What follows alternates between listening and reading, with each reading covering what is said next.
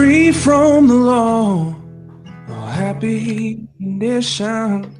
Jesus has bled, and there is remission. Really, if you go away not a new covenant theologian, that won't be the end of the world. But if you die without Christ, that will be the end of more than the world. It'll be the end of eternity. Cursed by the law, and bruised by the fall, grace has redeemed us once and for all.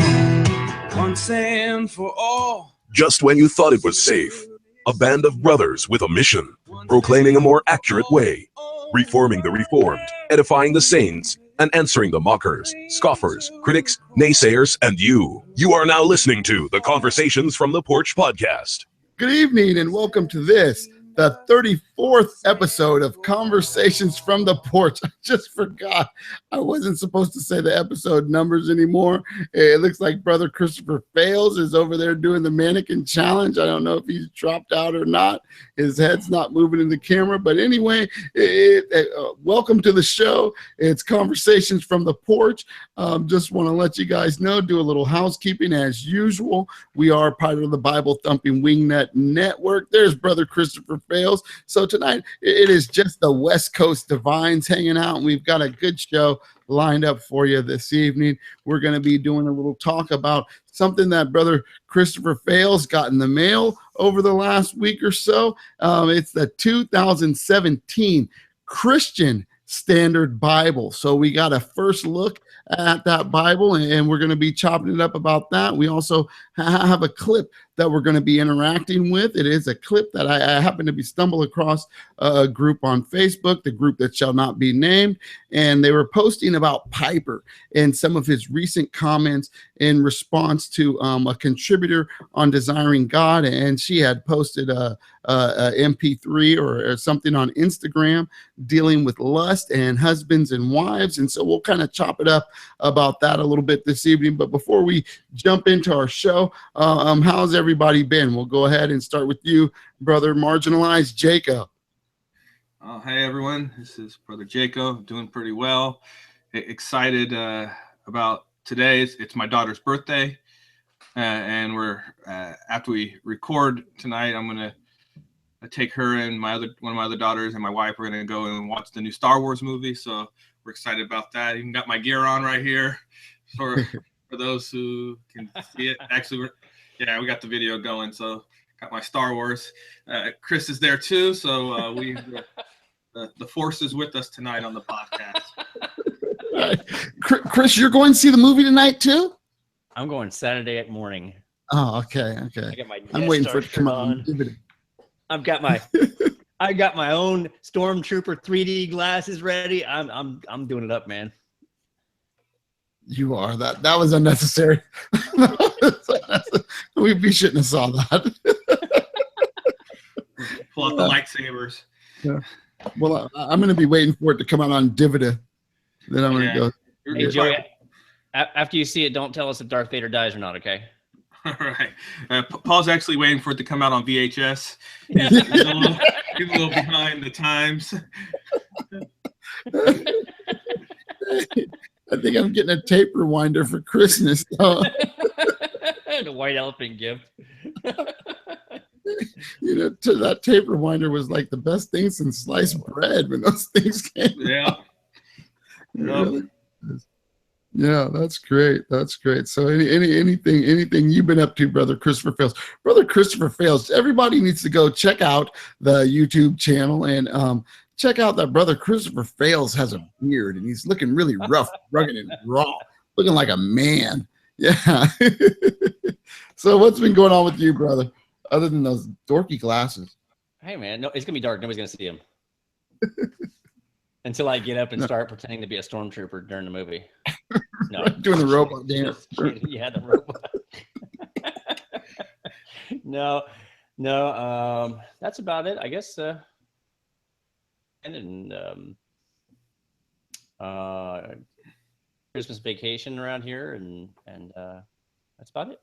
Yeah. Okay, I have a question. All right. Since when my kids were growing up, we did public school, and then we did what my last daughter did charter school. But what does break look like for homeschool? I hear you guys talk about that all the time. We're going on break. What does that look like for a homeschooling parent? Well, for a parent, much different, because the fact that basically it's 2 weeks of vacation for me as well. Okay. But actually, you know what? It's actually a chance for me to catch up on anything that we may have missed or need to work on a little bit more.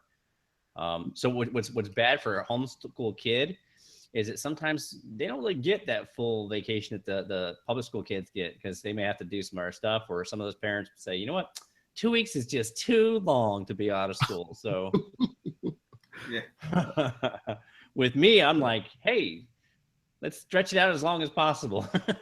So, Let's take three. Let's take three. Yeah. Where?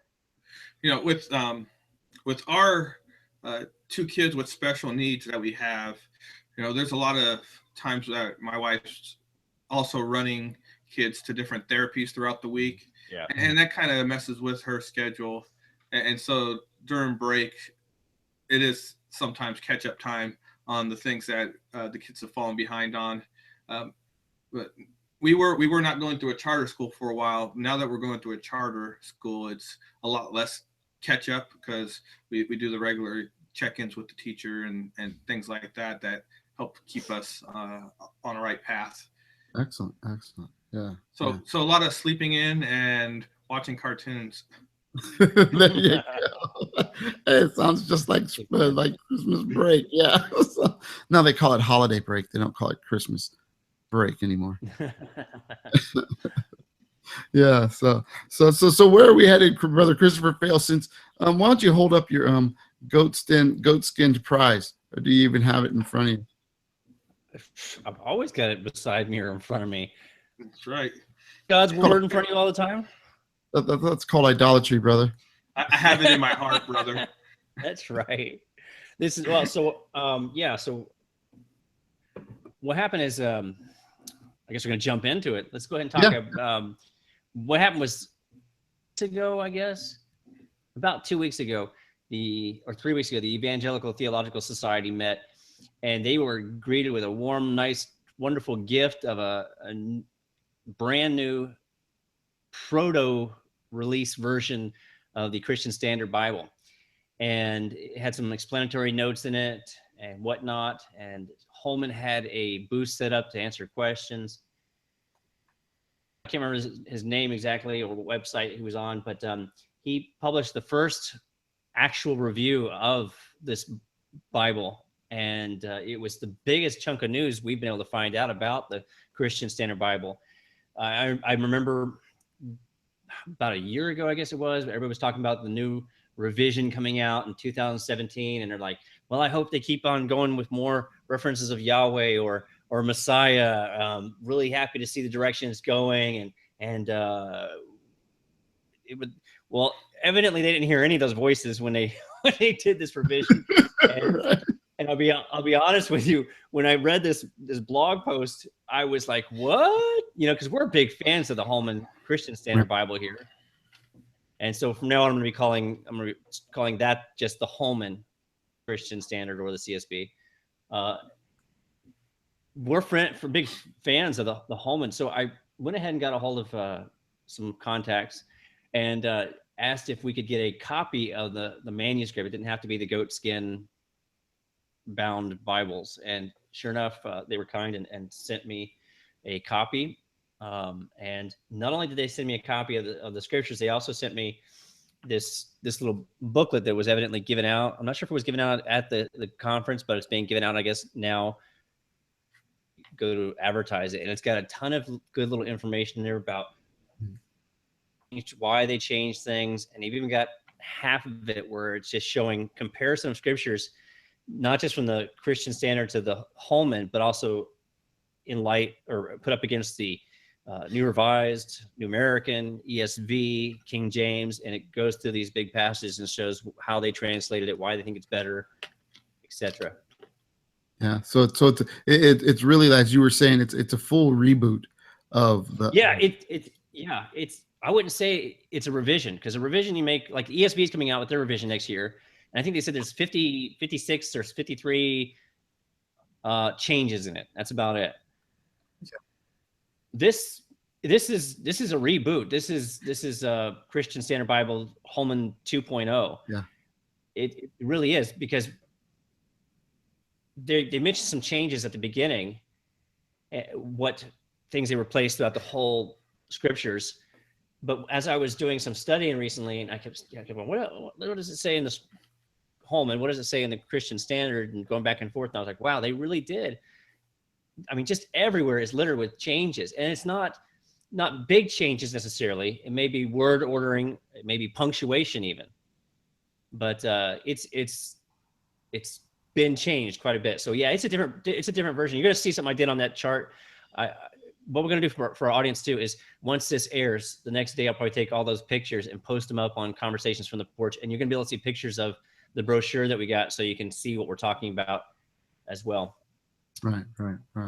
So since you were the one who has the copy, no. So why don't you go ahead and let's jump into some of the major changes that happened. Yeah. Well, okay. So there's some key features about the Holman that everybody who loves the Holman loves these features. And it's funny, Holman seems to be one of those Bibles that you either love or you don't like it, you know. Let me tell you a little bit of history real quick about the Holman, in case someone has not heard us talk. Holman, back in 1999, I believe 2000, I believe, somewhere around 2000, they produced their first copy of the Gospel of John and put that out for everybody. This is before ESV came out with anything. And it was well received when I was back at Southern Seminary. People loved it and thought it was fantastic. Well, ESV, I don't know if they heard that this was coming out or what it was. They may had a better timetable, but next thing I know is boom, they got their New Testament out, and boom, they got their whole Old and New Testament Bible put out, and completely left Holman in the dust on this. And so therefore Holman never got the traction that it should have had, because of the fact that it got smoked by ESV. And another big thing that was keeping them back was the name Holman, because Holman is associated with the Southern Baptist Convention. Therefore, everybody was saying, oh, that's the Southern Baptist Bible, which is, as we're going to mention in a minute, it's not the case. I'll tell you one of my big reasons why I can say that from now on. But so that's one of the reasons they dropped the word Holman in this, because they wanted it to be not just for Southern Baptists, but for everybody. And they really wanted to try to make sure it was reaching an international English speaking market too. And that's one of the reasons they did some revisions of some things. So some of those things that we liked about the Holman, as we said, they dropped the name Holman because of the fact that they wanted to appeal to everybody. But some of the things we liked were Yahweh. Yeah. Yahweh is the personal name for God that's used in the scriptures and other biblical writings. And traditionally, it's been translated Lord. If you have King James, New King James, New American Standard, ESV, whenever you come across Lord in all caps, that's signifying the personal name of God, and it's understood to possibly the rendition or the rendering is Yahweh. That's what's believed. But again, like I said, everybody was hoping that they'd see more of this, because they didn't do every reference of all cap Lord as Yahweh, and unfortunately they completely did a 180 and reversed on this, and it's no longer using Yahweh at all. Somebody thought it was because of Jewish congregant members might be upset about it. I'm gonna say I think it's because of tradition. I think the Holman Standard Bible was ahead of its time. Right. I think it was just too cutting edge. Yeah, when you come to talking about the thing about Yahweh, people who have grown up on King James, New King James, NASB, we've memorized scripture in a certain way, and so I was looking at their reasoning, and their reasoning, they say, while this has been a distinctive of the Holman Christian Standard Bible, the translators elected to eliminate the use of Yahweh and use the traditional Lord instead. They said, it's difficult and cumbersome to use Yahweh consistently throughout the 6,800 and some other places in Scripture where it occurs. And readers want a text that's familiar. You know, the Lord is my shepherd versus Yahweh is my shepherd, and there's some validity to that. Yeah, I mean, I personally I like the Yahweh, but I still, the 23rd Psalm is the Lord is my shepherd. Why did you guys like Yahweh, by the way? See if it's the same reason I liked it. I really just thought it was, I thought it was cool that they would use it. That's really all I had. I had no personal preference other than that it was interesting that you can see it without having to explain it, you know, in the Tetragrammaton and all the whole bit. And people don't realize, usually when you're a new Christian, you don't know why the Lord is capitalized there. Right. Yeah. Okay. And Joey, so it identified that.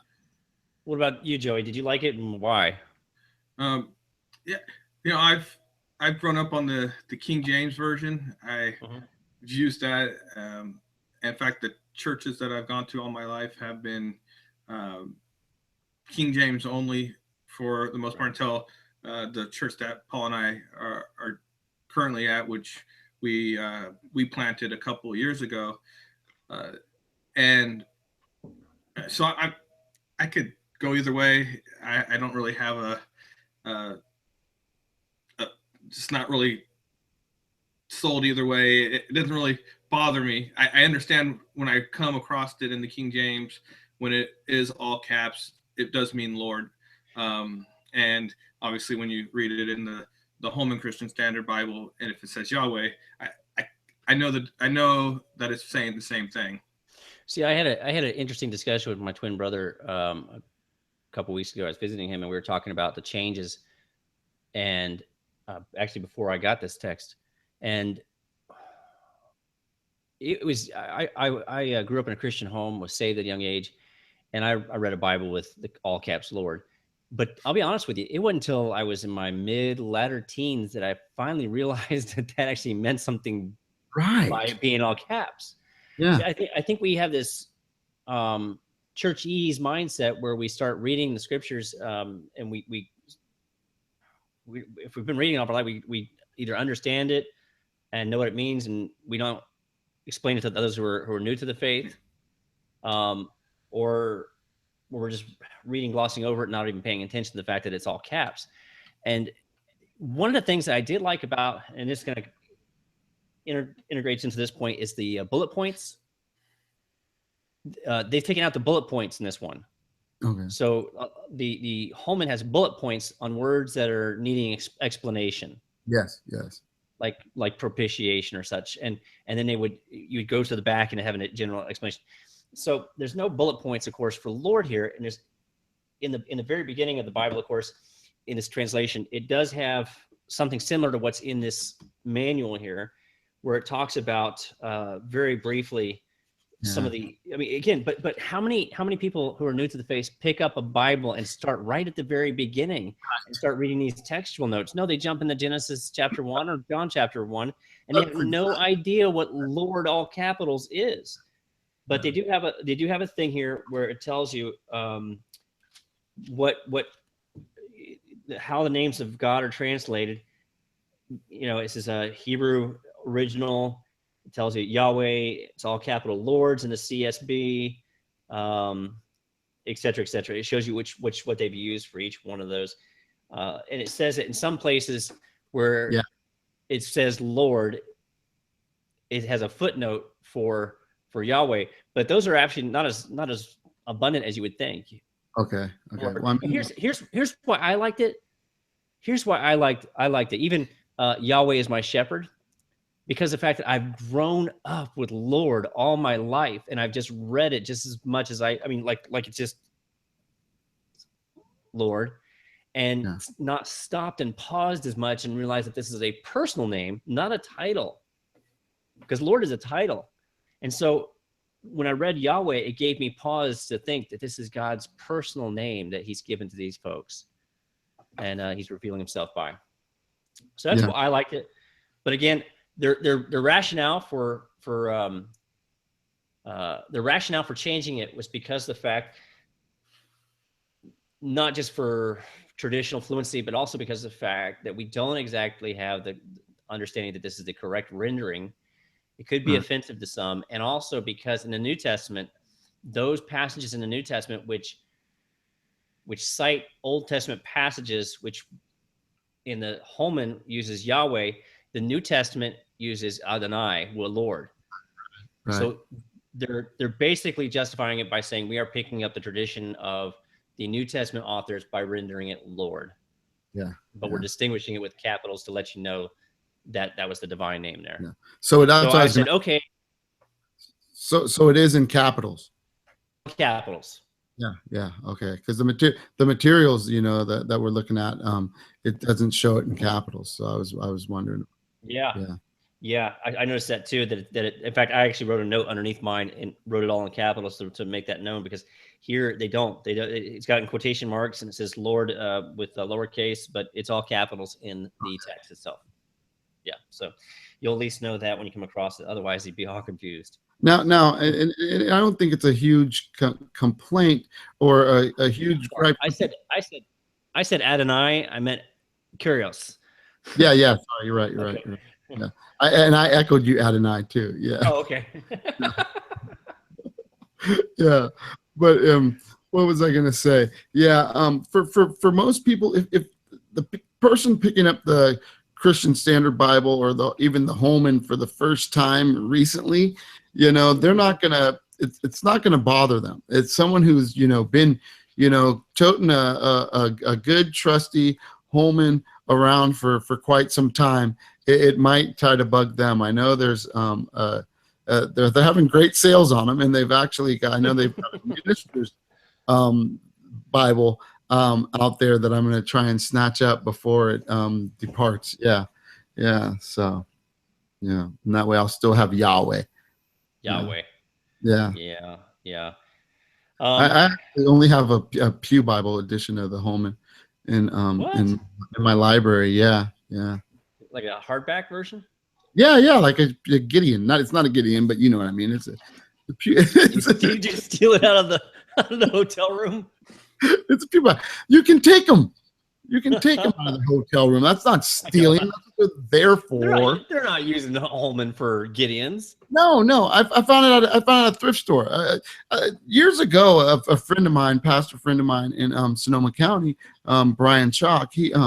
He turned me on to the Holman. He loved it. He was like, look at this, and he would, the church I was in was using the NIV, and he would quote the NIV and then quote the Holman after it, and so that's kind of been what I've adopted as of late is, quoting the King James and then saying, well, the Holman says this. I find times that as I'm preaching through a text and I'll be looking at the King James and I'll be like trying to understand it and wrestle with it and looking at the language and, oh yeah, now I got it. I'm just going to go ahead and pull it out. And then I'm going to say, this is what it says. And I go look at the Holman. And exactly what it says. I gotta save myself about a half an hour parsing everything out. Yep. It's the beauty of it. It tells you right what it's supposed to be saying. Yeah. So now I've gotten in the habit of checking it before I start doing all my digging. Yeah. We'll talk about that too after we get finished with these little nuances. We'll talk about the optimal equivalencies. I can't believe you found a Holman at a thrift store, though. I mean, it's not like it's been out for a long enough time to be at a thrift store.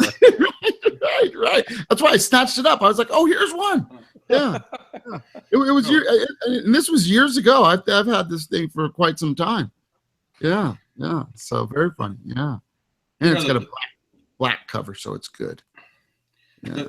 The church that we pastor, again, most of the people there have come from a King James only background, and they've always been comfortable with the King James version of the Bible. And so when we started the church, we knew we weren't King James only, but we knew that the people would have the least uncomfortability. They would be as uncomfortable if we used the King James version. Right. And so we did a lot of teaching the first year. We started talking about textual criticism, which I'm sure a lot of them had never heard anything about textual criticism in a church setting and from the pulpit. We started talking about we went. I remember I preached on Romans chapter 8, verse 1, and why the longer reading shouldn't be the correct reading, and went through and explained that. And we watched some videos on textual criticism. There's an old discussion on the Ankerberg show, and it has a bunch of different people. Has James White when he had really big glasses and hair. Has I'm escaping some of the other names that were there. Come on. What's his name? The textual critic guy, the one who lost. Didn't he get sick and then he had to gain his memory back and everything? I can't remember. There's the guy who does like the Snoopy challenge, or where they take it's like a textual criticism lesson where they take a story. I think it's about Snoopy, and they basically have to take manuscripts and, using the rules of textual criticism, rebuild what the original story was after different transmissions and things being lost. So I think half the class is transmitting, and then the second half has to put it back together.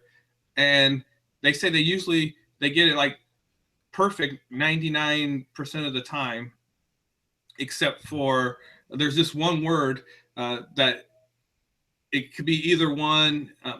Anyways, I can't remember the guy's name, but we're talking about the same guy. Yeah. And we went through that, and I think it was enlightening to them too, because we would watch a little bit of it, and then we would discuss the arguments that they were talking about. We would discuss the thought process, and I think they really moved a lot away from this traditionalist King James version. So where if we were to introduce a new version to the church, I don't believe that they at this time would have an issue with it. I believe that they would be comfortable moving away from the King James. It speaks to how far our church has come in the last couple of years, in getting rid of some of the traditional baggage. But it does allow us to start, especially quoting these versions, and even at times going straight to them as the text that we're going to use, and they all feel comfortable with that. That's good. Yeah.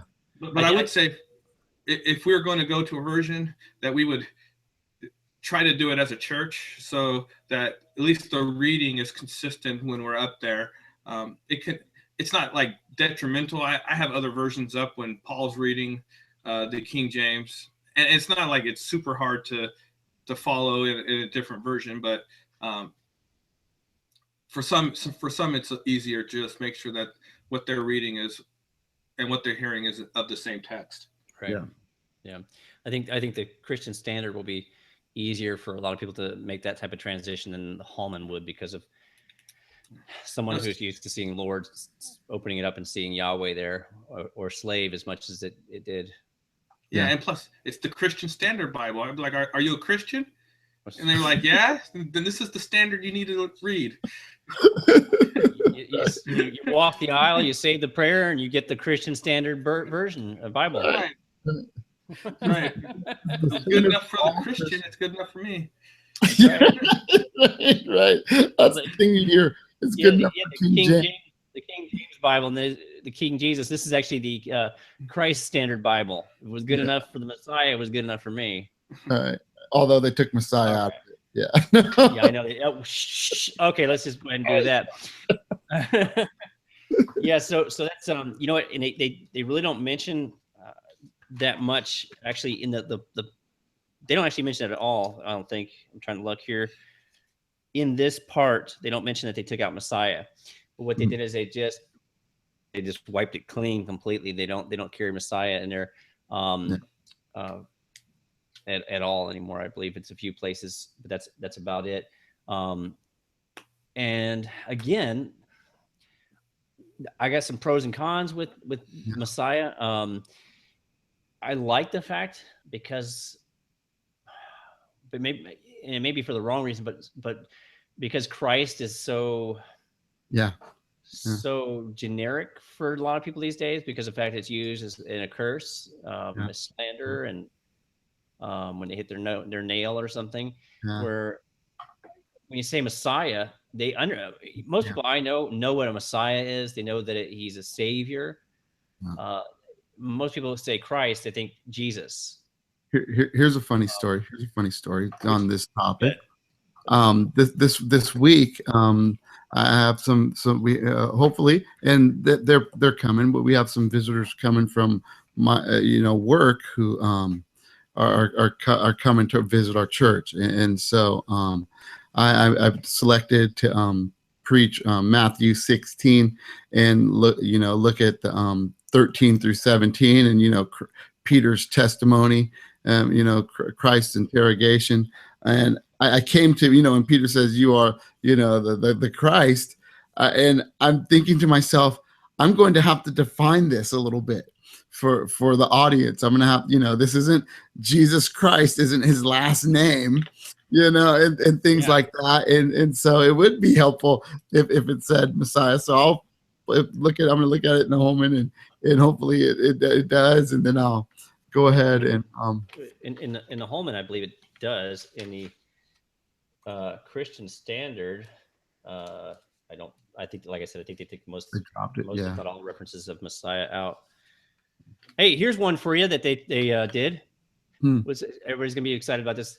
They kept beer as the standard translation where it should be beer.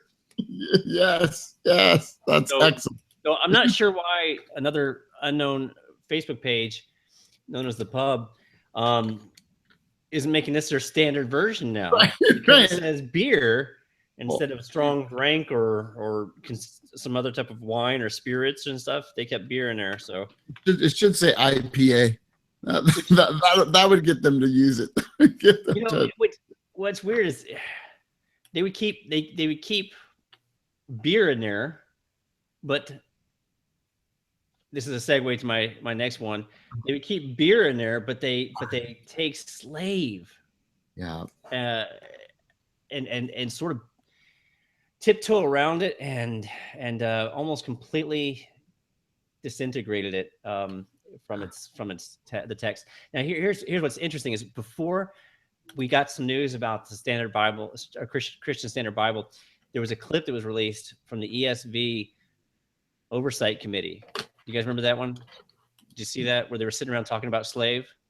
No. And they're debating. They're all sitting around, and these are scholars, linguistic scholars and such, sitting around, Bible scholars, and they're about maybe 10 of them in a room, and they're deciding, okay, on this little word, do we change? And they actually came up, do we want to change it to slave?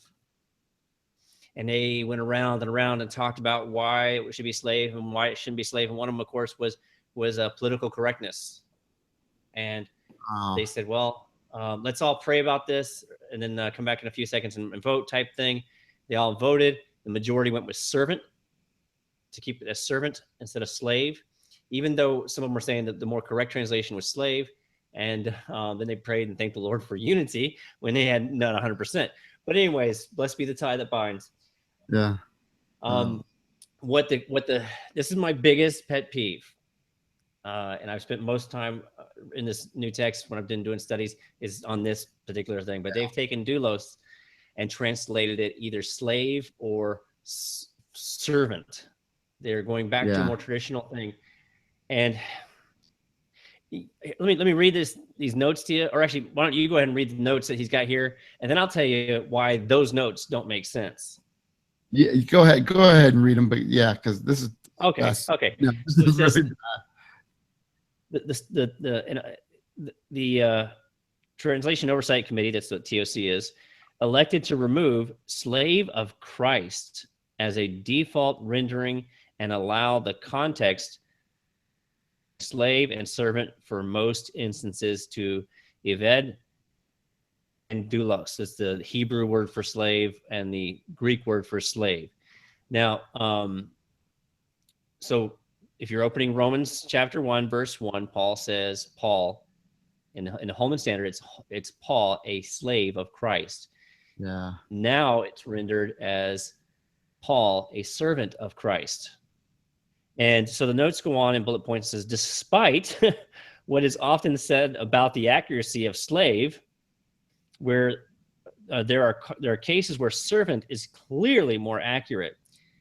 Second bullet point, and that I put a big question mark beside that one, because that's a point where I just shook my head. It doesn't make sense when you actually go into the text and look about what they say. The context decides. So then the next one says servants more closely reflects the Old Testament equivalent of Eved. Now, I am not a Hebrew scholar. I had a year of Hebrew, don't remember a thing about it, so I'm not even going to comment on that. Doulos is more in my interest. Slave, the best rendering of some instances of doulos. Yeah. So, again, this is my biggest pet peeve. Yeah. And so the phrase "slave of Christ" is basically completely stripped. Yeah. Out of the text. And here's the thing, because people are like, "What's the big deal?" You know, servant, slave.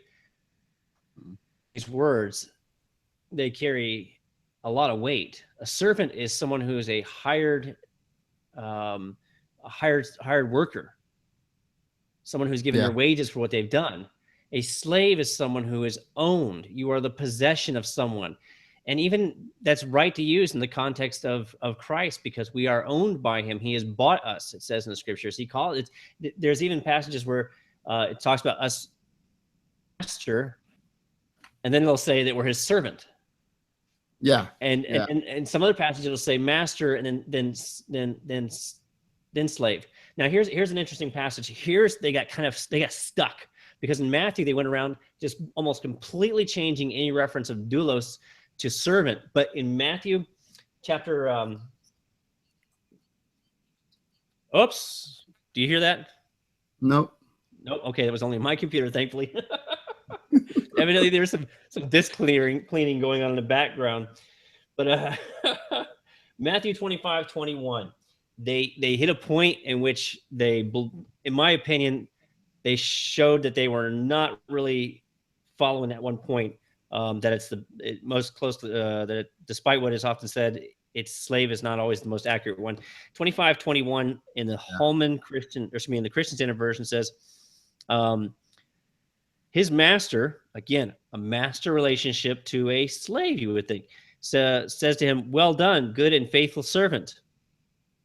You were faithful over a few things. I will put you in charge over many things. Share your master's joys." Now, he's got it right there where he says that. But then, did I write down the wrong one? What's that? No. I'm looking. Matthew 20. I'm sorry, Matthew 20. Sorry about that. So there you see where the Holman said slave. In that passage, the Christian Standard says servant. Matthew 20, verse 26 says, and 27 says this. It must not be like that among you. On the contrary, whoever wants to become great among you must be your servant. Now, the word there for servant in Greek is diakonos. Servant. Okay, that literally should be servant. Well, what do you think they did with the next verse when it uses doulos? Because it says, and whoever wants to be first among you must be your doulos. He's already used servant for diakonos. Yeah. Got to put slave there. So they put slave. Showed the clear distinction that there are two words that Matthew uses. Matthew clearly knew that there was two words he could use, a servant and a slave. And so it wasn't by mistake that he was using doulos in other passages. He was using it for a reason. And again, I'm not a Greek scholar or anything like that, but I think, and I would love to hear eventually somebody from the committee come out and talk a little bit more about why they changed it. But I really wish they would have left servant or doulos as slave in those passages. Now I'm looking at the parallels. Once I get a copy of it, then I'll be able to look at it a little closer, because that's the first thing I was going to try and dig and just run a whole bunch of references and see how they used it, because that kind of.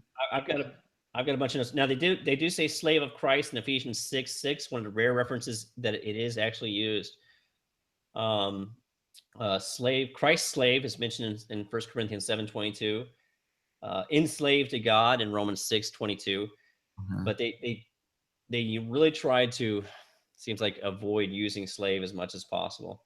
And I'm not sure if that was because of political correctness, or, I mean, if it was. I'm gonna say, hold on. I'm gonna say that the other translations, they use servant in most of them. Even in the Matthew text that you're looking at, they interchange minister and servant in those texts. Yeah.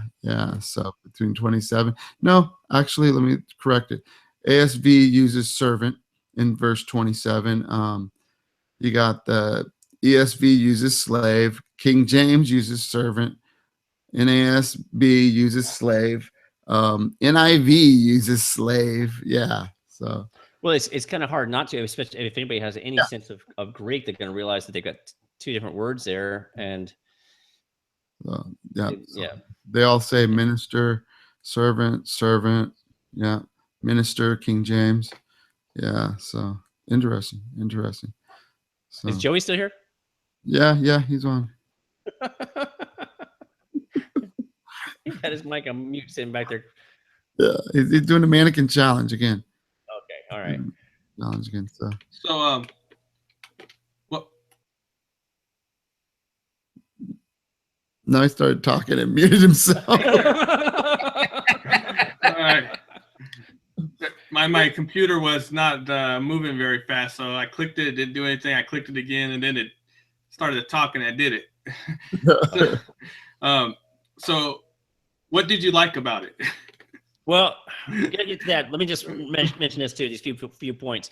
They did like the ESV, and they dropped the capitalization for the divine pronoun, so that it can be left up to the interpretation of the individual when they're reading the passage, whether he is talking about he as in God or Jesus, or is it talking about someone else. I like that. That's fine with me. Most modern translations are doing that nowadays, so you can determine by the context. Gender usage, that's a lot of people are worried when they heard about something like that, but what they did is they took passages where it's clearly where adelphos was used as a general pluralistic term for the congregation. So men and women, or brothers and sisters. They did keep personal pronouns when they, he and he specifically, or man when they were appropriate, but they did make little tweaks to let you know they were talking to a congregation. Yeah. What I did like, I like they kept John 3:16 straight still. Yeah.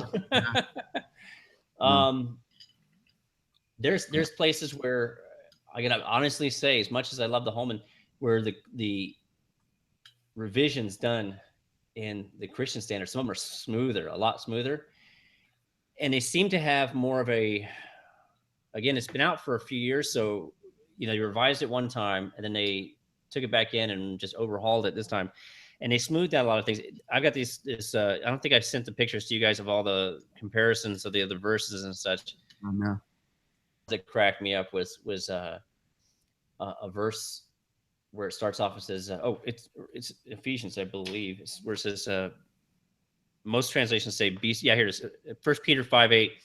In the, say for instance, ESV, it says, be sober-minded, be watchful. And the NSB says, be sober-spirited. So it's all of them are saying, be sober. The NIV says, be alert. The Holman said, be serious. Yeah. Be alert. And the note for this one is be serious sounds rather flippant in today's idiom. So instead of saying be serious, they wrote be sober-minded, be alert. So they went back with the more standard type of translations of that. But I'll be honest with you, there's some passages where they smoothed it out so smooth and understandable that they outdid the Holman in some places. In 1 Corinthians 7:1, where it says, the ESV says sexual relations with a woman. The Holman says a man not to have relations with a woman. And they said, you know what? In the Christian Standard, use a woman for sex. Yeah. Good. So, yeah. So they did a real good job with that. I mean, like First John is excellent. I mean, not First John, John 3:16. John 3:16. Yeah. I think that's the best translation of any of them out there is John 3:16. The way they did John 3:16. For God so loved the world in this way that he gave his only begotten son. Yeah, I think that's excellent. Here's another little nuance. And again, some of these are just like little changes. Some of them are pretty weighty, but I like the thought process of how they're trying to consider how they're saying things. In the Holman for 9, it says, so how could I do such a great evil and sin against God? Well, they said, that word great doesn't mean what we think. In today's society, the word great means really good. So they changed that great evil to, so how could I do this immense evil instead of great evil? So they brought out the understanding of what that word means without using the word great there. So wow, like a real modern translation. Yeah. Well, let's say this real quick. One of the things that was said about the Holman was the fact that everybody said it's the Southern Baptist Bible. And I think I posted it. I never want to hear anybody say that again, because I've got a picture here of the Translation Oversight Committee. Yeah.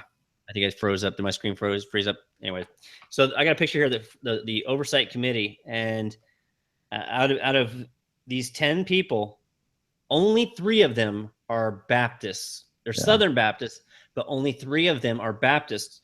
One of them is non-denominational, and the rest of them are Paedo-Baptists. Yeah. They're Presbyterians. There's Anglican. There's Lutheran. So let's look at some of a few of the names. Well, first Schreiner. Let's do that. Yeah. And Joey, do you remember when we were at the conference with Schreiner and where he had actually told us that the Holman was coming, or not the Holman, the Christian Standard Bible was coming about 2 years before I even heard anybody. I was telling people, and people were like, what? And then I started second guessing myself. I was like, but that's what he said. We should have asked him to send us an advance copy at that time. Yeah, right. That speaks volumes, though, with Schreiner. If you don't know who Schreiner is, just look him up. When I heard that he was the head of the committee, that gave me a lot more confidence in what was being done there. Right. Yeah. And then, look who else is on there. If you look across the alleyway and down one, who do you see there? That angle. I mean, you know what? When I got this brochure and opened it up, I noticed his picture there, and I said, "No, are you serious?" Yeah. And I looked. I said, "No, Michael Card." Oh, yeah. And someone asked me, "Who's Michael Card?" And I said, the guy who wrote all the songs. I learned more from his Old Testament trilogy than I did from my first Old Testament professor. You're crazy. Yeah, no, man. Tell people who he is, because Michael Card. So Michael Card is listed as stylist. He's the one who helped with the stylization of this version, and he says he's got 2 honorary doctorates, one in music, one in Christian education, denominational affiliation, non-denominational. But I know that he's a Paedo from, if he still is, anyways. He was before. Michael Card. Let me think of some songs. El Shaddai. El Shaddai. Okay, don't play that. I know you're gonna sit there and put that. We're gonna have to play it. We're gonna have to play it. You know what we do? The Amy Grant version or the Michael Card version. Michael Card wrote it. She took it, made it even more popular. But he's got like tons of albums out there, and they're pretty solid theologically for the most part. And I remember, because there's some where he speaks Hebrew on some of the songs, and people were going back trying to critique his Hebrew pronunciation. But he got it all straight. I'm not sure what he did. I'm not sure if he was stylist, meaning I got to read more. Did he as far as like the way it was laid out with the notes? So I'd be interested in finding out more about what they mean by stylist on this. So then that isn't exactly who I was talking about. I was going to go to him next, but there's one more. Maybe you haven't noticed. Brian Rossner. Oh yeah. Yeah. And Brian Rossner is the one who keeping the laws of God. Paul and the Law. the author of that book, Mm-hmm. Keeping the Laws of God, and the one who talks about he has hands down has made the best argument regarding Paul and the law, where he says he repudiates it, he repudiates it, replaces it, and reappropriates it. And that's his threefold formula there. And I think that's his tripartite division of Paul and the law. Yeah, but I think it's great. And so I was excited when you sent that over and I saw him on there too. I was like, man, all right. Yeah. Yeah, I don't really know who the others are. That David Allen, I know who he is. As well. Hey, we're talking about denominations. This brings up another point of change. One of the other changes was glossolalia, the word for languages or tongues, and a lot of other translations will put tongues. And the Holman went with what I believe to be the more correct translation of languages. They went back and they changed it to tongues because they believe that they emphasize.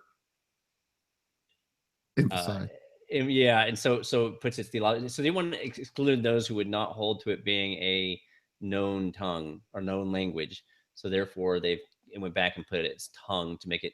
Again, one of the reasons for this revision or reboot is to make it more acceptable to non-Baptists, to non-cessationists, those who have issues with the word slave, and so on. So it should be. It's the Christian standard for all people now. We should call this the PCSB. But again, let me say, I like it. I like it. It's really grown on me so far. I like it so far, even with the slave being out, and you know, So and I mean, you gotta really, take a look at it and realize that some of the changes that they're making, they're just reverting to what the common Bibles of our day are using in that instance. So again, if you've had the Holman for a long time and then you grew up with it or you memorized with it, it's going to probably rub you the wrong way. But if you've never had it before, you've only really perused it, briefly, you're not going to you probably won't even catch these changes half the time and realize that there's changes in it, except for the gender thing. You may, you see brothers and sisters and whatnot. I see a lot more people from ESV coming over now, who had those hang-ups with Yahweh, slave, Messiah, that type of crowd. Not necessarily the hardcore, diehard ESV people, but people who would pick up the ESV as an alternate to a more wooden translation. Yeah. Not the Reformed. The Reformed are never giving up their ESV. Their ESV only is. You seen this chart, right? I posted that one to you. That's the chart of where the Holman is on the line of between wooden translations and very, very loose paraphrase versions, as they call dynamic thought for thought. And the Holman, I did some editing on this in the picture you got here, as between the New Revised Standard Version names, closer to being more wooden would be the ESV. The more thought for thought would be the NIV. So it's between the NIV and the ESV here. Yeah. Now, a lot of people don't miss this. Is there's a reason that some of these are on the top and some of these are on the bottom right here. The bottom ones, or actually the top ones only are actual translations. Yeah. The ones on the bottom are versions of other translations. Oh, very good. When Holman was done, it was an actual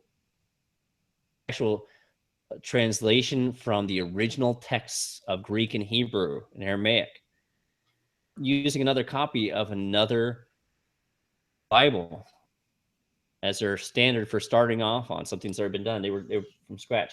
Now, what I've done is I've gone and drawn another flag and another Bible under here, and it's called the CSB because it's based upon the Holman Standard Bible. Oh, so funny. Yeah. It's not, the Christian Standard Bible is not anymore. It is the Holman Christian, and they've done the translation, the same thing that the ESV has done.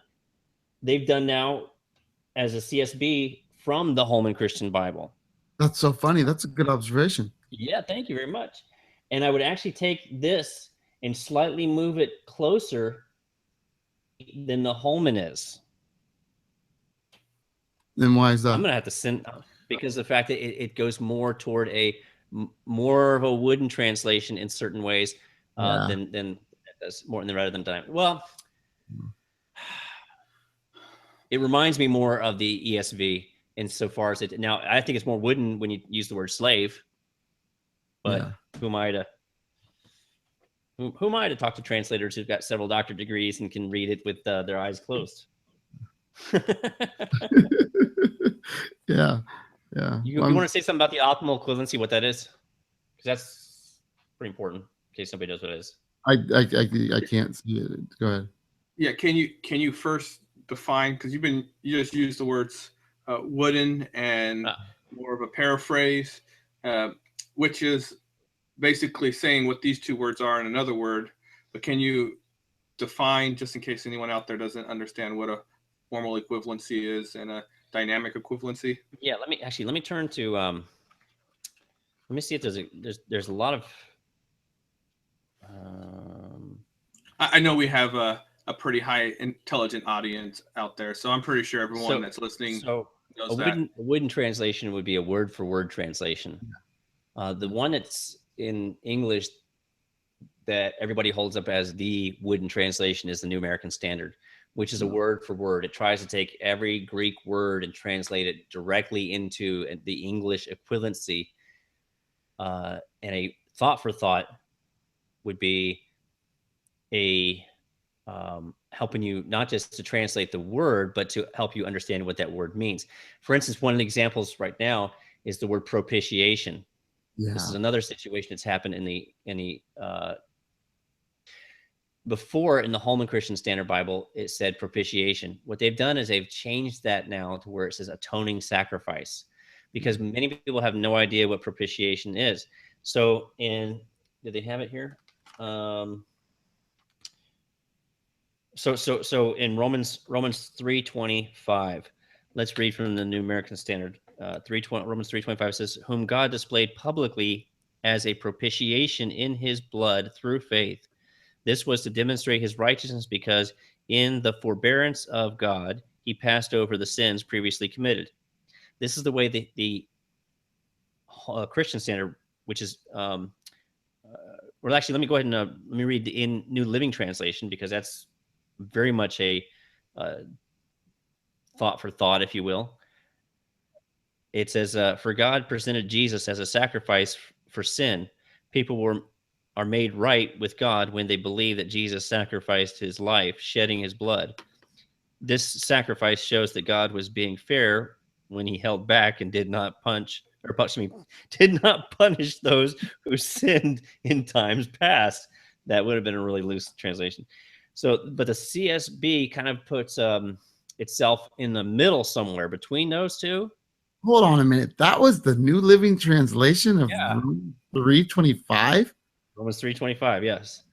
That was crazy talk. Okay, now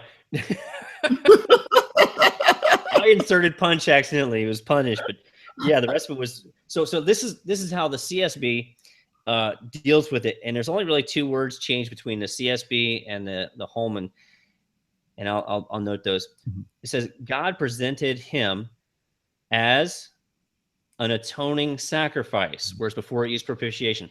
Like all the others said propitiation, but I have to explain propitiation to everybody I know what it means, because they have no idea. But if I say atoning sacrifice, they at least have some idea of what I'm talking about. Yeah. So it says God presented him as an atoning sacrifice through faith in his blood to demonstrate his righteousness, because in his restraint, whereas before it said restraint in the Holman, it carries it over restraint, whereas the New American says forbearance. Yeah. For forbearance, what does that necessarily mean? Well, restraint, we understand what that means. So because of his restraint, God passed over the sins previously committed. So the CSB is trying to find that nice, happy dynamic. In fact, that goes with the whole thing about optimum equivalency. Yeah.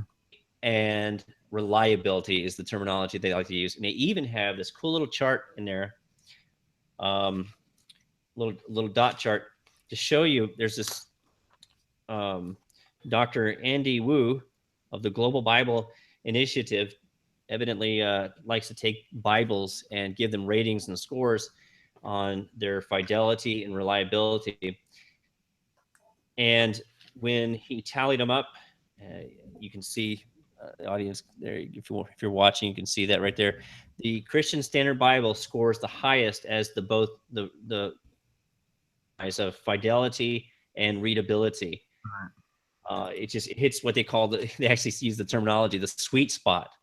Yeah. Where, but you know what? It really is. I mean, before it was a really nice reading text. Yeah. Yeah, it was. And we know that people always complain about the King James. And, you know, for most new Christians, when they start reading the King James, I mean, for us, it's time tested, mother approved. I memorized everything in it. But for most people, it's like reading Shakespeare. Here, Caesar, Caesar. And let's be honest, you know, and I just didn't like the ESV. I wanted to boycott it. Yeah. I went with the ESV, you know, because I'll be honest, I forgot about the Holman. Once that first Gospel of John came out, I basically tucked it away, went with the ESV, and then just a while back, about 2 years ago, I guess it was, rediscovered the Holman and just was like, oh yeah, I remember this. Yeah. So. I forget. I used to play with it a lot, and then I think one time Joey was like quoted it, and I was like, it's safe to quote the Holman. No. What? And so I started using it again. Yeah.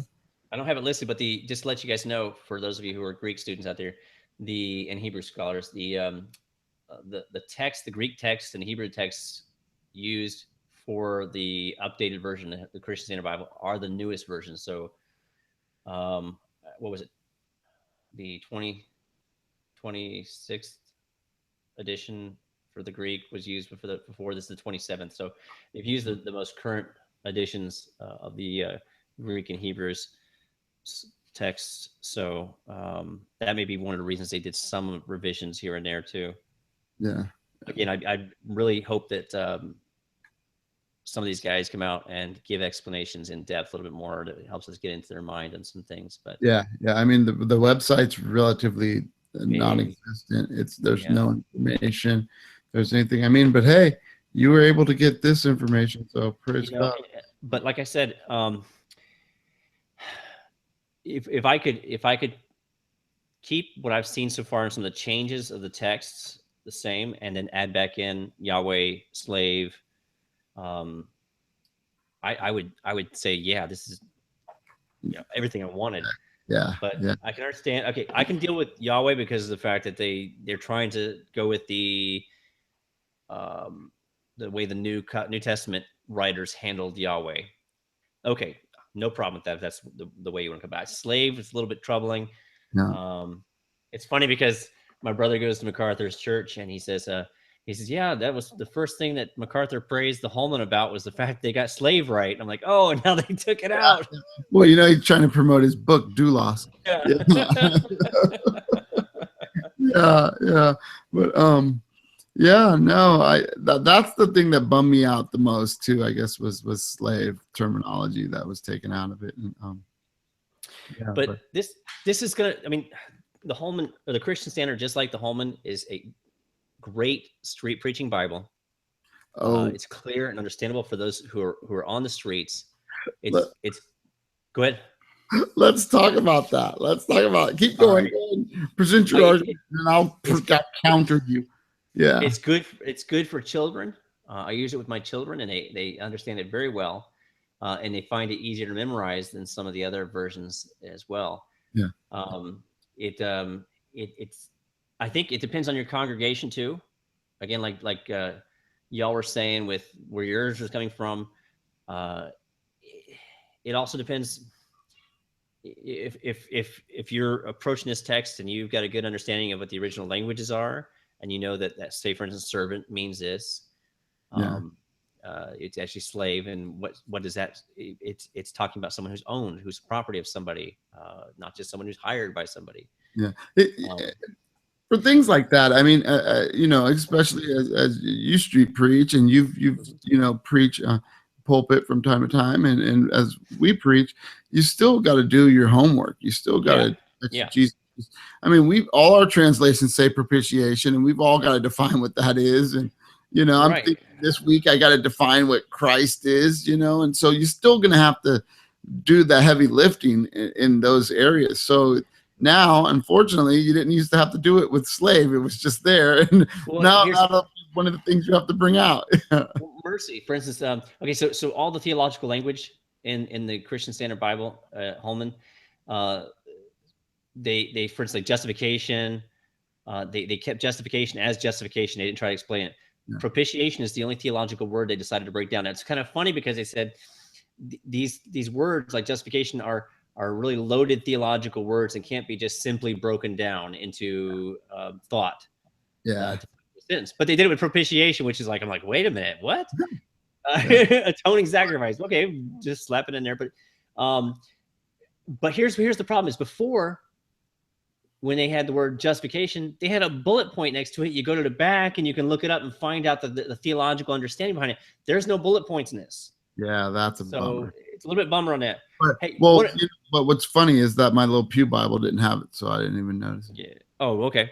Oh, and it also, by the way, for those of you, this is one of the things I love about the Holman, and it's carried over to the Christian Standard, is that all Old Testament references in the New Testament are bold print still. I love that. Love that. Excellent. Love that. Excellent. So you can quickly find out that's an Old Testament book. Yeah. I got to say this, though. I'm hoping that they do some more. Now, my copy is not the final copy.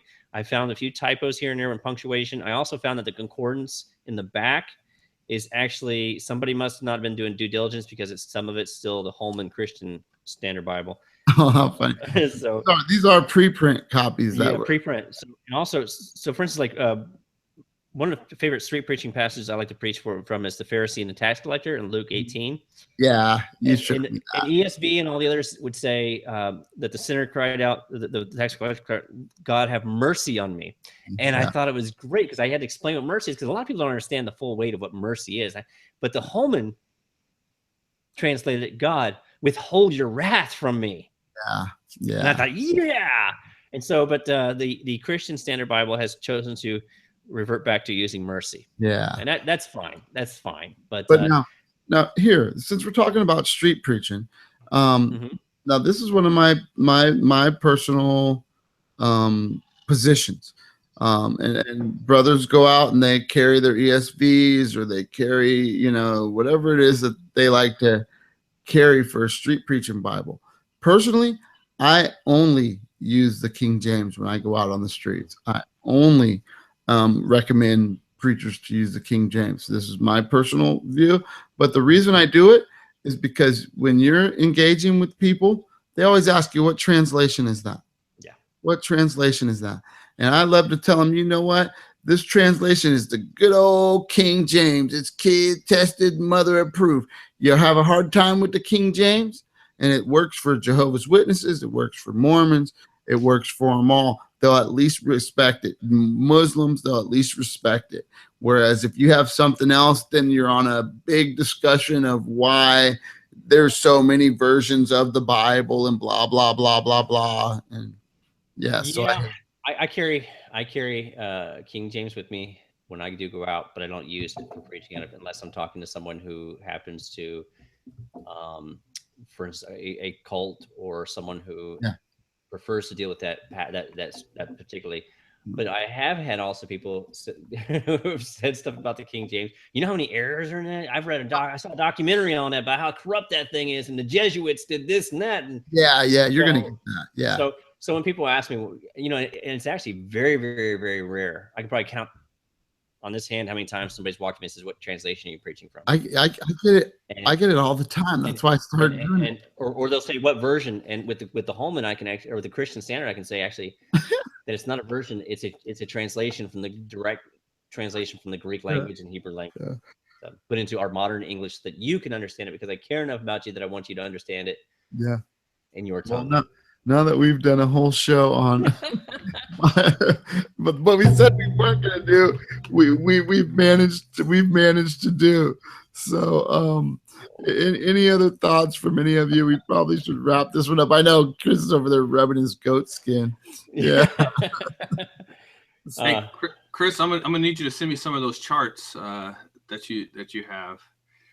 I would really appreciate that. Yeah, and I'll also post them all on the Conversations from the Porch. Well, I need then before you do that, because I need to have some priority here. Actually, if you would go to our Porchcast Crew Facebook page, you'll notice that they're all posted right there. Man, you didn't tell me that. We don't ever go to that thing. And I know, and that's the problem with you people. That was supposed to be the centralized location. Everything gets buried in this thread. You know what? Private message of death. You know why we stopped using it? Because even though we were posting all of our notes in there and everything like that, John and a few of others would go, "Hey, I know. You gonna send me the notes? I know. What are we meeting tonight?" Look, it didn't work for Joey either. Chris sent those like this Monday or something like that. I know, but you gotta let me know they're in there also, because we haven't used that thing before. The last post before you put that in was October 3rd. I know, but Chris sent a message and it said, "Hey, go to the Porchcast thread because I posted all the charts and the pictures of the." Yes. So what do you want us to do? Maybe we should have called him, text him personally next time. Yes, well, I do. I'll print them out and mail them to you. I need you to go. Hey, Joey, did you get these? Did you make sure you go and check? Yeah. Joey, did you get the message that we sent to everybody? I just want to check with you personally. Yes. Couldn't see his beard's in the way. That's right. Hey, I need to be a little bit more. I got 5 kids, you guys. I'm gonna go back. Too many birthdays going on. That's my fallback excuse of why I didn't do something I was supposed to do. I was doing something with one of my kids, teaching them the Word of God and helping them to live sanctified lives, even though they're not saved yet. They didn't say you're baptizing them. Yeah, at least Jeremiah anyway, I should say. Maybe you will baptize others soon. Yeah. Lord willing, they both said that they believe they are saved, but I think I just need to hold off a little more. My oldest daughter, she says she's saved, but she's shy, and so she doesn't. She just says, "Dad, I'm saved. I don't want to be baptized." Well, to me, that's like, well, if your desire is that much. If you desire God, then you wouldn't care about being baptized. Yeah. Hey, we ought to do a show on that one day.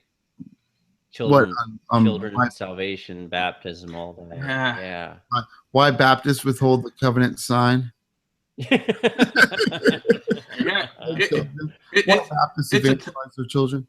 Yeah. Well, it's tough. I mean, it's so tough because I fight 2 different ways. It's like, on the one hand, I don't want to give into easy believism where so many people have made a profession and have denied that profession later on in life because these kids are making all these professions, and I'm trying to guard against that. But then I'm also trying to guard against this hyper making it like too hard for my kids to actually be saved and requiring something of them that I wouldn't require if I was evangelizing on the streets or if somebody came in as a visitor to our church. And so I don't know where. I'm just hoping that God will show it to me and give me a peace when he gives my daughters and my sons a piece of salvation. Yeah, right. Yeah, that's a hard one. That's a hard one. Yeah, I don't know. I mean, it's a hard one to discuss. I think to have there's no cookie cutter in that. That's where the Presbyterian got it easy on that portion. They're covenant children until they just break the covenant. Yeah, you can't guarantee their salvation, so get them wet. Yeah. And just assume they're saved until they show they're not. Yeah. What is that? I can do that. No. No, you can't. No, you can't. Yeah. That would be a good topic. Yes. Yeah, it is. Yeah. In that topic, I think a good discussion with the children is also disabled children or adults who about their professions of faith because I got some experience that's pretty interesting with that. Yeah, and I have 2 kids that are disabled, and one is a lot more or less likely to be able to ever get to a point to be able to make a profession of salvation. Yep. My daughter Ava, she grasps a lot more than my son Ollie does. He's nonverbal, and about that sometimes it's how would this work? I don't know. I just trust in God, and I trust in the fact that when he was an orphan in Ukraine, they baptized him. So I trust in that also. Right. Yeah, that was a joke. Yeah, Chris couldn't tell. Chris was like, "That's not a funny joke, you jerk." Was he trying to be funny, or is he serious? Yeah, right. Just smile and nod your head. That's the problem with Brother Jacob. When you can't tell if he's joking or serious. He comes up to me and he says some of the craziest stuff. Sometimes I'd be like, "Is it Brother serious?" I don't ever know. Yeah, I hate that. Usually, if it's crazy, I'm not serious. So I know. But now I've learned to just play it off and be like, "Shut up, man." Before I'd be like, "Huh?" It took me a minute. So yeah. Brother Jacob, go ahead and spend family time and enjoy Rogue One. Come back and send a big text blurb and spoil it all for Chris. I'm not doing that. I'm not doing that. Like at about 12 o'clock midnight, come and get a big, like play-by-play. Just you know how much I would hate if someone did that to me. I'm not doing that, dude. Yeah. Well, you know what you do? Just send it to him in a private message, then you don't have to. I'm just gonna send it to you in a private message. I'm not gonna communicate with anybody until Saturday afternoon, and maybe bring in your GoPro to take a couple clips. That's right. I'm joking. Facebook live stream it. That's right. We've got Rogue One from the porch. That's right. I'll go sell it down at the local check cashing place. Yeah. Get your copy of Rogue One. Did you ever buy a bootleg DVD before? My mom did. My mom bought a bunch of them. She had like the X-Men one that was sent out before it was finished, and so the people had like wires hanging on them still. She was at home watching this. I got the plot still. It looks like it's a dang movie theater. Yeah. Oh my God, man. Yeah. Oh, that's so funny. Yeah. I don't know. All right. All right, fellas. I'm gonna head out, and you guys can close up the show. All right, brother. Enjoy, man. All right. God bless. Bye. Yes. What's funny is that you didn't want to do a whole show on the Holman Christian Standard and the Christian Standard. It'd do half a show maybe. Look at it turn into a whole one. Yeah. Well, I didn't have the text by then. Now that I've got it and I've able to talk more about it, and I really do enjoy it. It's just such a good reading Bible. Really good. I'm hoping that they do what the ESV did with putting out a reader version. Yeah. Oh, hey, you know what? Oh, hey, let's talk. Joey's off, but let me announce a few things because people will get jazzed about this. Okay. Okay. So with the Holman Standard Bible, everybody understood that there was a study Bible, there was apologetics Bible and stuff. Well, in this flyer, they opened it up, and the first things they show you is that they are going to bring back out the Christian Standard Bible, study Bible. The Holman Standard Bible used the notes for. And also, I think Holman used the notes for a King James Bible also after they used it for the Holman. But this one is going to be, I'm definitely buying the Christian Standard Bible because I love the fact that if you, do you have a copy of it? What's that? The study Bible? The study Bible? The Holman? Yeah. No, I told you all I got is a Pew Bible. Oh, that's right. That's right. Man, this thing's fantastic. Okay, so I don't agree with all the notes in it and everything like that, but it's laid out beautifully. Michael Card must have been working on this. Okay, I was waiting for laughter. So to make it readable, they put all the verse numbers in blue, in like a blue font or color, so that you can just read past it and it's not bothering your eyes, like stopping you every time you read a number. Also, the headings are in blue. The way they formatted the notes and everything, but almost like on every page or every other page, there's a little block. Oh, I just happened to open up the Doulos, where on the down at the bottom, they'll have a word study and tells you about that word that appears on that passage of that page. That's really important to know, and other places you can find it. Well, and it's got the maps and charts are off the wall. I mean, it's incredible. It's a very colorful Bible. Now, listen, that was great to me. In the new version, it's going to even have more word studies and more articles, and that's going to be available in spring of 2017. That's cool. That's coming right away. For the apologetics guys who like the Holman Christian the Holman Christian Standard Bible apologetics Bible, the CSB apologetics Bible will be coming out, and it says retain all the same features. So if you liked it before, you'll like it now with the SBS text or CSB text. There's some ladies' Bibles coming out. I generally I'm not a big fan of the ladies and guys' Bibles and stuff like that. Yeah, I know. But Paul, there's a special one coming out just for you. The Kwanzaa? No, it's the Bible Man. Yes, I saw that. Bible Man, Bible Man. So I don't know. They got the Bible Man Bible. I don't know. Well, because isn't Michael Carr? He doesn't have anything to do with Bible Man. I got all confused last week. Okay, and I found this in the back. Are you ready for this? Okay, I posted that today, and I'm excited about this. No. So the first time ever, where is it?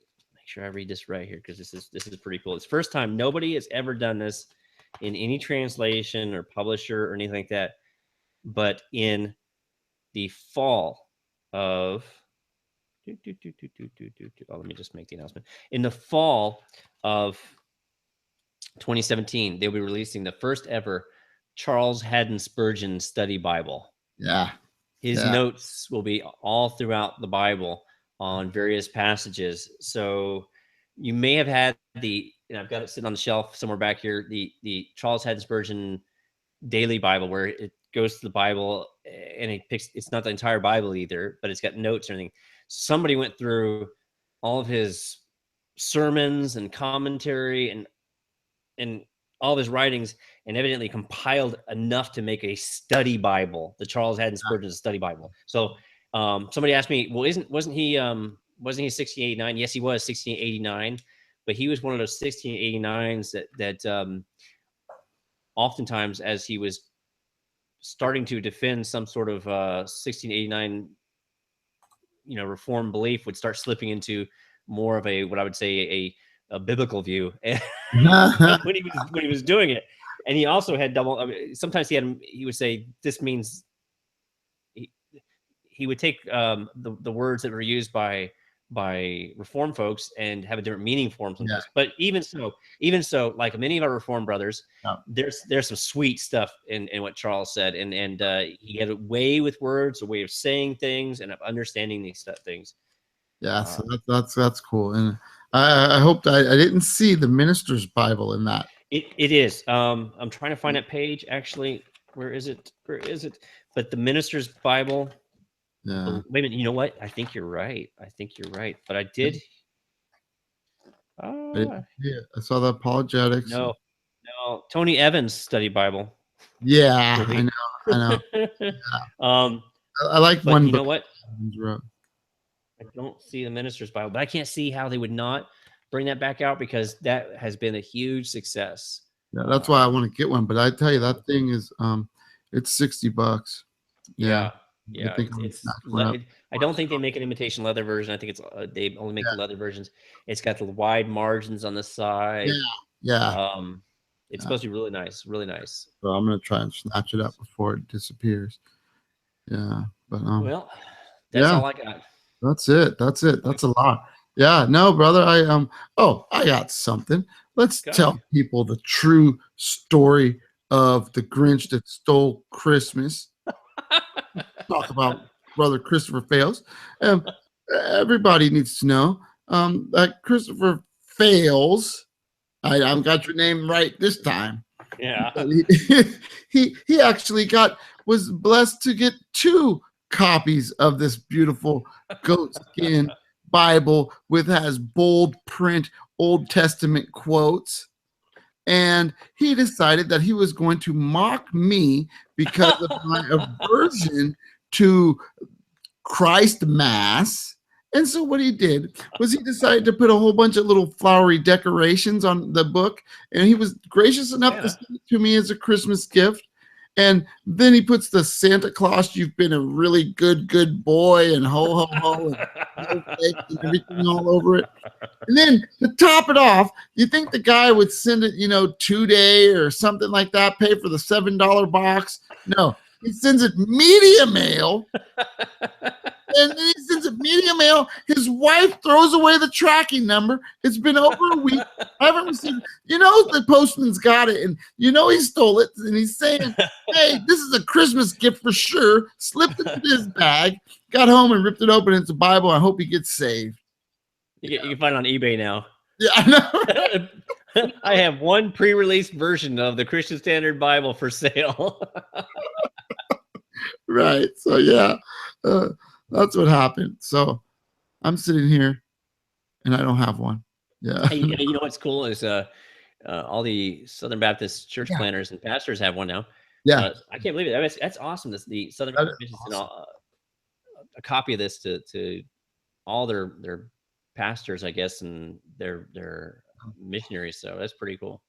Yeah, I think it was really cool. I'm gonna actually join the Southern Baptist when Minister's Bible comes out. Yeah, no, that was cool. That was really cool. Yeah. But it's not a Southern Baptist Bible. What's that? But it's not a Southern Baptist Bible.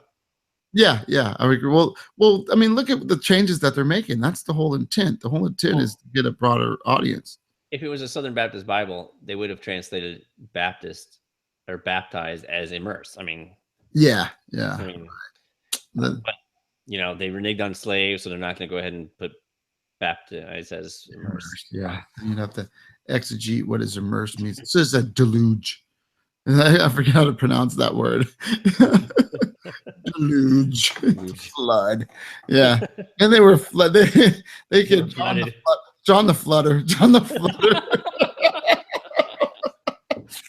It went down into the water, and John flooded them. There was 5,000 souls flooded that day. No, it's saying that. Here is much water. What prevents me from being flooded? Right. What prevents me from being flooded? That's great. All right. See what happens when you and I just get alone on this thing. I know, right. Well, folks, don't forget, we're part of the Bible Thumping Wingnet Network. Oh, Chris, come on. Yeah. Go ahead. I know. We're like, wait a minute. We both came at the same time. Okay, PorchCon. Yeah, right. Folks, all right, this is coming out Sunday night. So listen, things are happening fast. Yeah. Go on to Facebook. Join the PorchCon 2017. Google that or just type in porch/con, okay, and you'll find it with no problem. And that's where you're going to find the best updates going on right now. Things are going on. We got speakers lined up. I won't tell you who they all are. We got them all lined up, folks. We already got them all lined up for PorchCon. This is going to happen on October 20th to 21st. There looks like very, very strongly like we're going to have a fun pre-event event, pre-con event. We haven't announced that yet because we're still working on details. But during those 2 days, there's going to be we got a venue locked on that's going to be state of the art and very nice. We've got teaching going on like crazy, interaction. We're working on some other stuff that's going to be happening during that time period too. Some benefits for the folks that are attending. I'll let you know this right now, guys. And I haven't actually mentioned it to you, Paul, but I think I gave you the idea that this is going to be a limited number conference, meaning there's not going to be like hundreds and hundreds of people. We've got a certain amount of space. We're going to fill it to max capacity, but when the seats are gone, they're gone. So likely in January, we got someone from the porch actually who volunteered and stepped up, and I'll give him credit soon. Because I want to be able to put his name with his masterpiece when he's done. But he's working on some media stuff for us, and when that's done, we're going to open up for pre-registration. We're going to do an early bird pricing for it. We're going to let porch people come in first, and then we're going to start opening up to bigger circles. And then we're going to we've got to, I guess, because we're going to having it in Phoenix, Arizona, there's a word starting to spread there. So we've got a lot of interest. So if you're planning on coming to this event in January, when we open up pre-registration for the early bird pricing, you need to jump on this ASAP.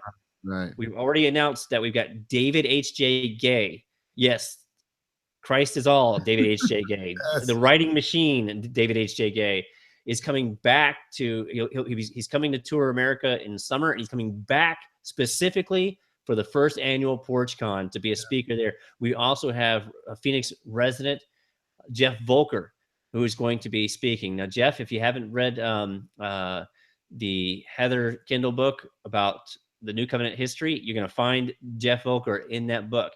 The gentleman started off as a Presbyterian, made the journey to becoming a Baptist, and kept on going and became a New Covenant theologian. Right.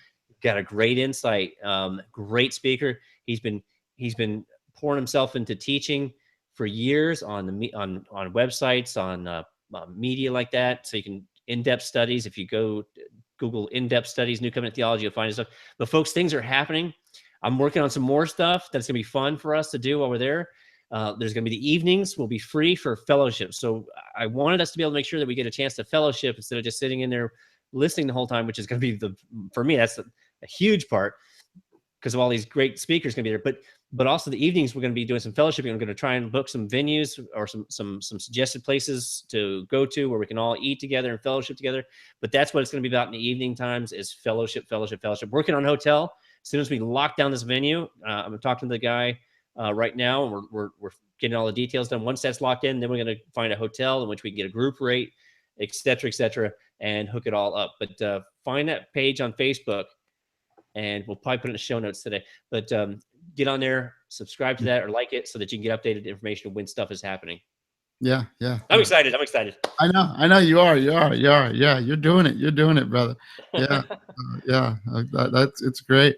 I'm excited. I think it's going to be a lot of fun. It looks like there's a lot of interest and good turnout.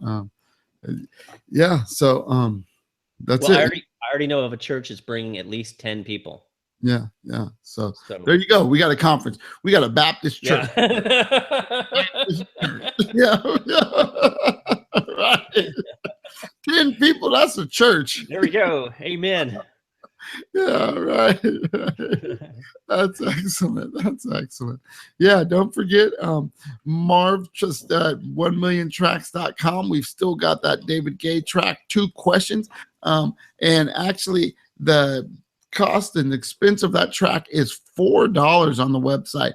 He had told me 6 originally, but it's $4 a pack that I saw just the other day. So I don't know if that's a misprint or whatever, but go get them for $2 less right now. That's what I saw as of yesterday.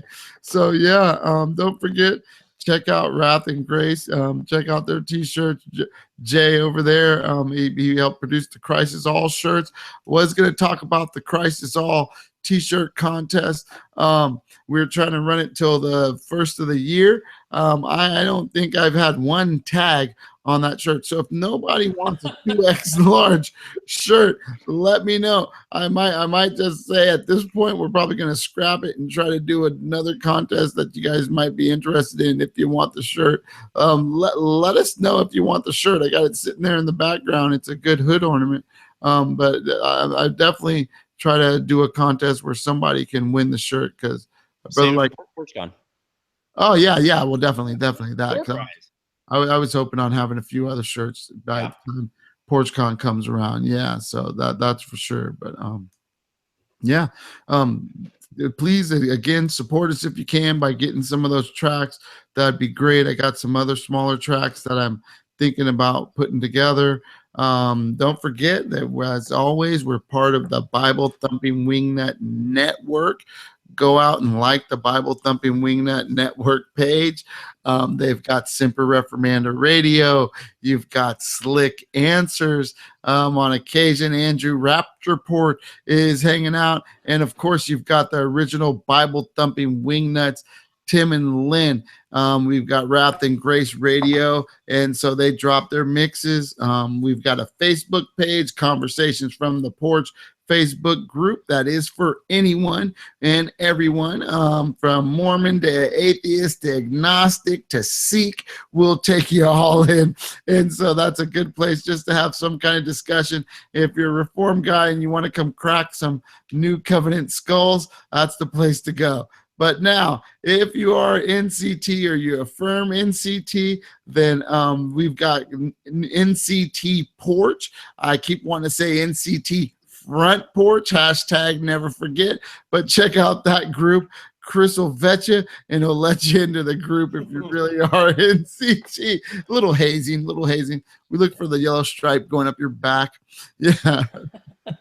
But and don't forget, we've got NCT memes. We're always putting up different little funny memes out there. Go ahead and you can email us, nctporchcast@gmail.com.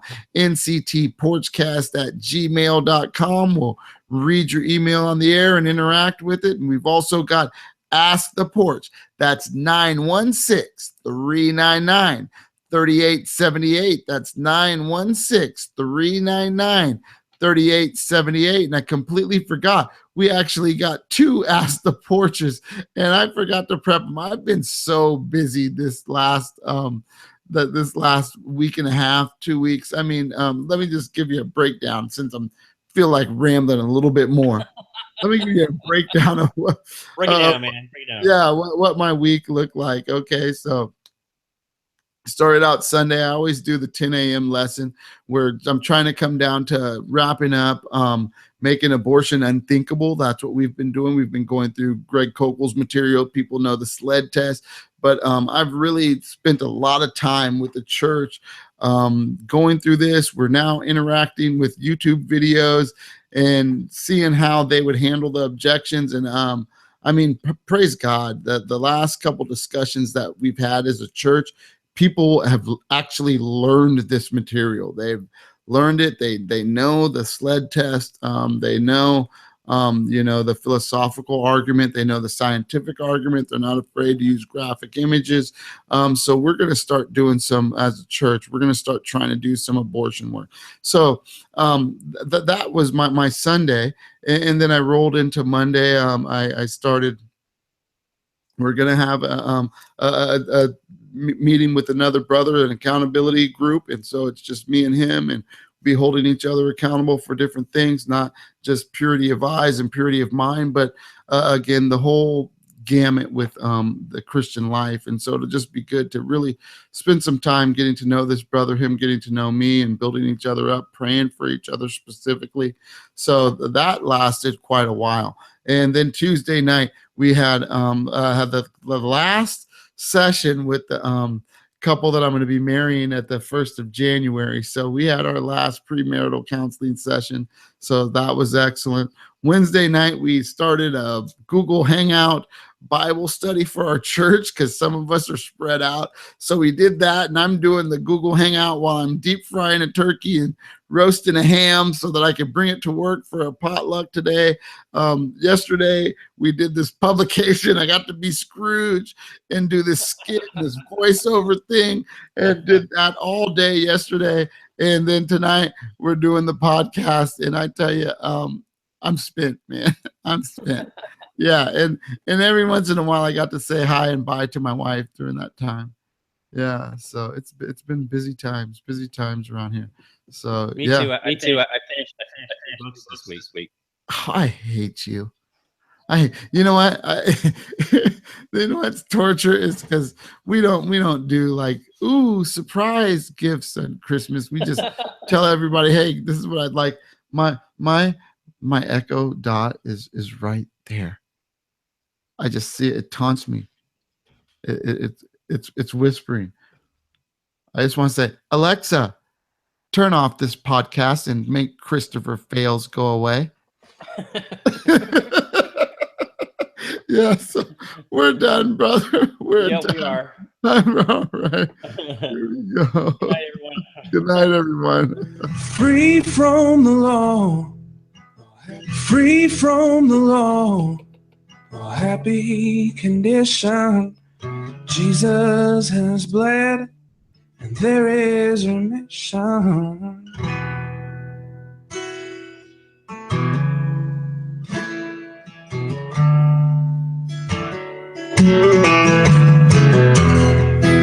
Cursed by the law, and bruised by the fall, grace has redeemed us once and for all.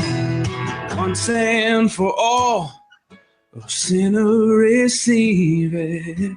Once and for all. Oh, brother, believe it. Cling to the cross. The burden will fall.